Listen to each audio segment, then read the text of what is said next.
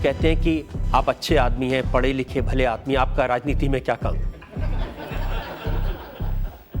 Sir उसमें एक तो ये बात है कि जब मैं जर्नलिज्म में आपके साथ था तो लोग कहते थे ये इतना एकेडमिक है, ये जर्नलिस्ट नहीं है, ये पैम्फलेटियर है। आपकी पार्टी के लोग ये कहते हैं कि ये लोग पैराशूट से उतर के राजनीति में आ जाते हैं। आपकी बात ठीक है, कई लोग हम में से शायद जनरल इलेक्शन नहीं जीत पाते, उनमें से शायद डॉक्टर मनमोहन सिंह भी शरीक है क्योंकि वो भी राज्यसभा में से ही है।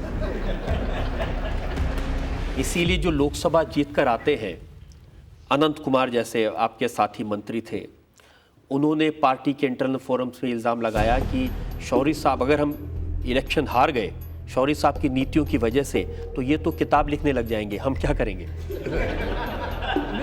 मैंने ये एक राज अपनी ज़िंदगी में सीखा है कि आप किसी भी प्रोफेशन में हो दूसरा प्रोफेशन भी तैयार रखिए, क्योंकि पता नहीं कि भी एक प्रोफेशन कब खत्म हो जाए।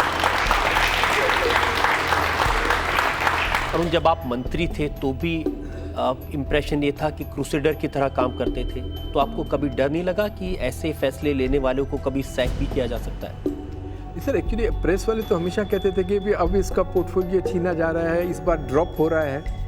तो ये तो अटल जी और अडवाणी जी की कृपा थी कि भी उन्होंने नहीं ड्रॉप किया। अगर ड्रॉप कर देते तो आप क्या करते? तो 19वीं किताब और भी जल्दी लिखी जाती है।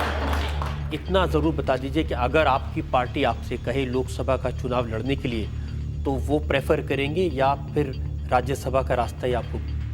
सर ये पार्टी पर आप छोड़िए, लोग शायद उनका मन हो टिकट ना ही दो, अगर वो आपकी बात सुनेंगे कि डिसइन्वेस्टमेंट से हार रहे हैं तो वो कहेंगे, आप फिर उसके बाद कहो नहीं ये दावा कर रहा है कि भी इसको लोकसभा की सीट दी जाए, वो ही डिसाइड करेंगे।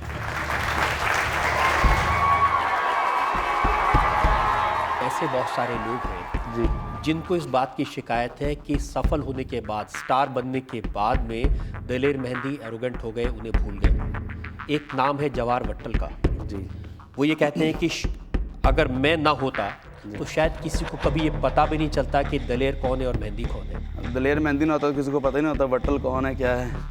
लेकिन ये सही है कि शुरू के जो गाने थे वो उन्होंने बनाए। बोलो तारा रारा मैं शुरू से कहता रहा हूँ कि मेरे मम्मी ने मुझे ये गाना दिया, उनकी बदौलत मैंने ये गाना उनसे ही सीखा।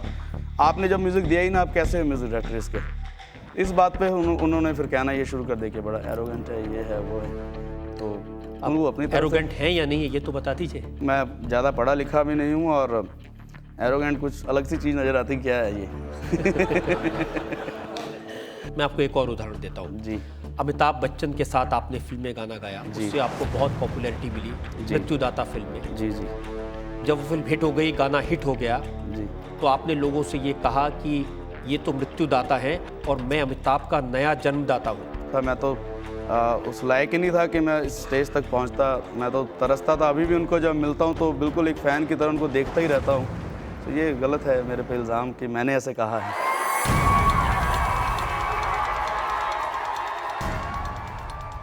जावेद साहब, एक ज़माना था साहिल लुधियानवी साहब लिखते थे या शैलेंद्र लिखते थे, मीनिंगफुल होता था, आसान होते थे, लोगों के समझ में आते थे। लेकिन आपने लिखा 1 2 3 4। जी हाँ, जिसका न कोई मतलब है ना कोई। बिल्कुल नहीं, इसका मतलब है आपने वो गाना पूरा सुना नहीं। और कहिए तो मैं भी आपको उसके वर्ड सुना। आप बताइए, चलिए जनता के सामने। 1 2 3 4 5 6 7 8 9 10 11 12 13 13 करूं दिन गिन गिन के इंतजार, आजा पिया आई बहार। 14 को तेरा संदेशा आया, 15 को आऊँगा ये कहलाया। 14 को आया न 15 को तू, तड़पा के मुझको तूने क्या पाया। 16 को भी 16 किए थे सिंगार, आजा पिया आई बहार। 17 को समझी, अभी 2 तालियां बाकी हैं। 17 को समझी संग छूट गया, 18 को दिल टूट गया। रो रो गुजारा मैंने सारा 19, 20 को दिल के टुकड़े हुए 20, फिर भी नहीं दिल से गया तेरा प्यार, आजा पिया आई बहार। 21 बीती 22 गई, 24 गुजरी 25 गई, 25 26 ने मारा मुझे, बिरहा की चक्की में मैं पिस गई। दिन बस महीने के हैं और 4, आजा पिया आई बहार। क्या ये गाना मीनिंगलेस है?